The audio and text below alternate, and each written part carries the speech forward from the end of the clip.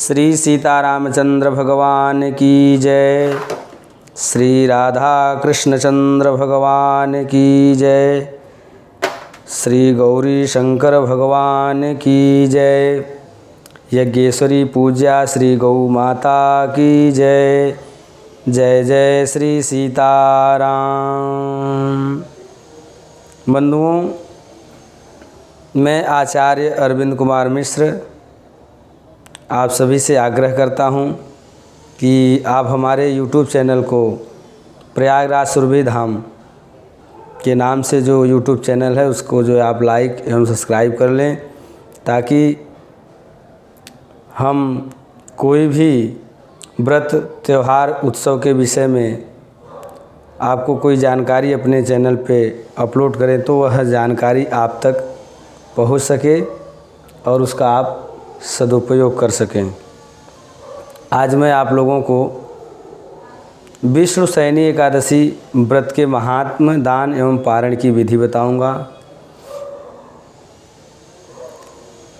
बंधुओं, विष्णुशयनी एकादशी से लेकर प्रबोधनी एकादशी तक चातुर्मास का व्रत किया जाता है। ये 4 महीने प्रायः संत लोग एक स्थान पर रुक करके भगवत भजन किया करते हैं।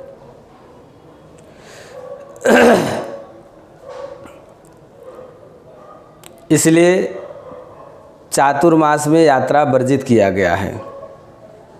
फिलहाल हम सब गृहस्थ हैं और गृहस्थ के लिए यह संभव नहीं है, किंतु आप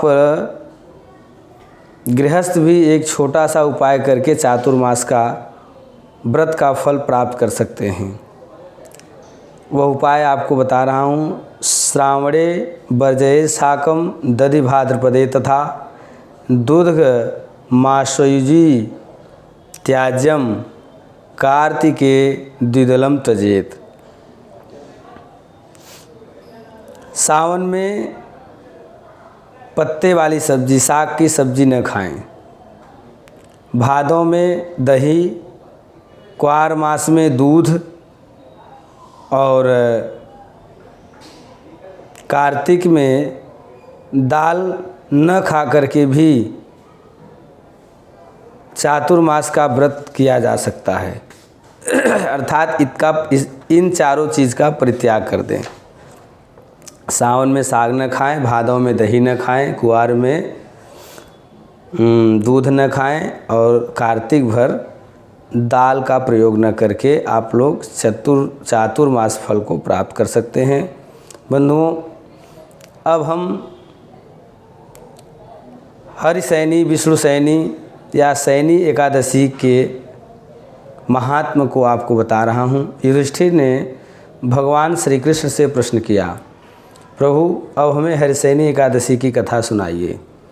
भगवान श्री कृष्ण बोले कि आषाढ़ मास शुक्ल पक्ष की एकादशी का नाम शयनी, हरिशयनी अथवा विष्णुशयनी है। मैं उसका वर्णन करता हूँ। वह महान पुण्यमयी व्रत स्वर्ग एवं मोक्ष को प्रदान कराने वाली है, सब पापों को हरने वाली तथा उत्तम व्रत है। आषाढ़ मास शुक्ल पक्ष में हरिशयनी एकादशी के दिन जिन्होंने कमल पुष्प से कमल लोचन भगवान विष्णु का पूजन तथा एकादशी का उत्तम व्रत किया है, उन्होंने तीनों लोकों में और तीनों सनातन देवताओं का पूजन कर लिया। अर्थात ब्रह्मा, विष्णु, महेश तीनों देवताओं का समझ लो यजन कर लिया। हरिशयनी एकादशी के दिन भगवान नारायण एक स्वरूप से राजा बलि के यहाँ रहते हैं और दूसरा स्वरूप क्षीर सागर में शेष नाग की शैया पर तब तक शयन करता है जब तक आगामी कार्तिक शुक्ल की एकादशी नहीं आ जाती है, जिसको प्रबोधनी एकादशी कहते हैं। अतः आषाढ़ शुक्ल एकादशी से लेकर के कार्तिक शुक्ल एकादशी तक मनुष्य को भलीभांत धर्म का आचरण करना चाहिए, जो मनुष्य इस व्रत का अनुष्ठान करता है वह परम गति को प्राप्त करता है। इस कारण यत्नपूर्वक इस एकादशी का व्रत करना चाहिए। एकादशी के रात में जागरण करके शंख चक्र और गदा धारण करने वाले भगवान विष्णु की भक्ति पूर्वक पूजा करनी चाहिए। ऐसा करने वाले पुरुष के पुण्य की गणना करने में चतुर्मुख ब्रह्मा भी असमर्थ हो जाते हैं।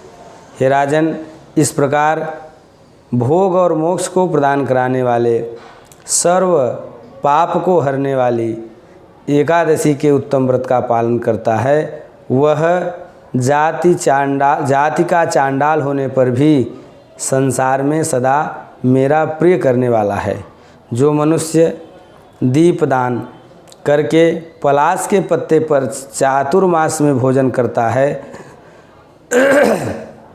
वह मेरा प्रिय हो जाता है।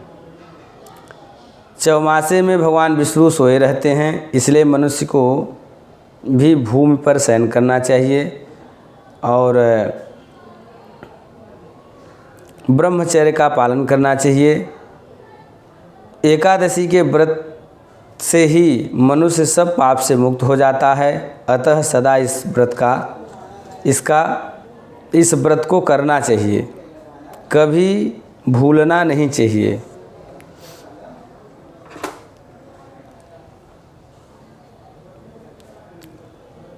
शयनी और प्रबोधनी के बीच में जो कृष्ण पक्ष की एकादशियाँ होती है, गृहस्थ के लिए वे व्रत रखने योग्य हैं।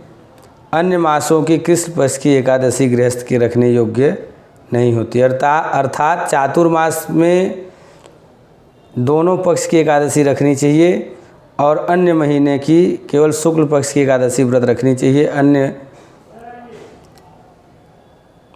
कृष्ण पक्ष की एकादशी का व्रत न करेंगे तो भी चलेगा। यह गृहस्थ के लिए नियम है और वैसे तो सब एकादशी दोनों पक्ष का करना चाहिए और विधि पूर्वक करना चाहिए। और इस प्रकार जो है एकादशी व्रत करने के उपरांत जो है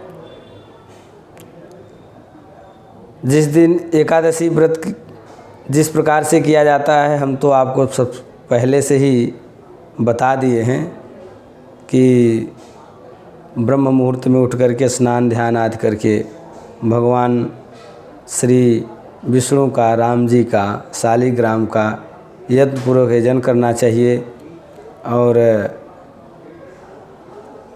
फलाहार, निराहार या जल निराजल जैसा सामर्थ्य उस प्रकार से व्रत करें। इसके बाद द्वादशी तिथि आने पर दूसरे दिन प्रातःकाल उठ कर के व्रत का भगवान का पुनः यजन करने के पश्चात व्रत का पारण भगवान के चरणों में अर्पित कोई प्रसाद मुख में डाल करके अपने व्रत का पारण करें। ब्राह्मण को दान अवश्य करें और गौ सेवा के लिए अपने मन में संकल्प अवश्य करें, क्योंकि गौ की सेवा से ही सारे देवताओं की सेवा हो जाती है। श्री सीता रामचंद्र भगवान की जय। श्री राधा कृष्णचंद्र भगवान की जय। गौरी शंकर भगवान की जय। यज्ञेश्वरी पूज्या गौ माता की जय। जय जय श्री सीताराम।